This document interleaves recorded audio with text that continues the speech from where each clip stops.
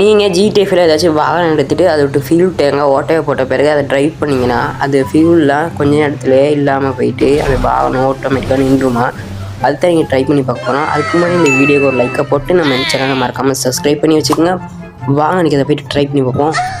இந்த சேலஞ்சுக்கு நம்ம புதுசாக நீல கலர் அழகான காரில் ஜீப் வந்து எடுத்துருக்கோம். வாங்க ட்ரை பண்ணி பார்ப்போம்.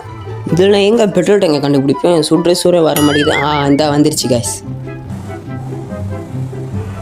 ஃபஸ்ட்டு வண்டி எடுக்கக்குள்ளே ஃபியூல் ஃபுல்லாக இருக்குன்னு காட்டுனுச்சு. இப்போ கொஞ்சம் கொஞ்சமாக குறைய அது அப்படியே அந்த மீட்டரில் அப்படியே குறைஞ்சிக்கிட்டு வருது காய்ஸ்.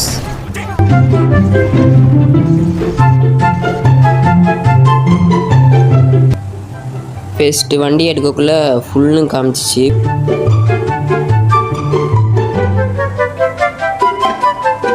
ஆமாம் காய்ஸ், அது கொஞ்ச நேரம் போன பிறகு அது ஆட்டோமேட்டிக்காக நின்றுது. ரியல் டைமில் மாதிரியே இருக்குது. இது உண்மை தான். ஆமாம், வண்டி நின்றுச்சு.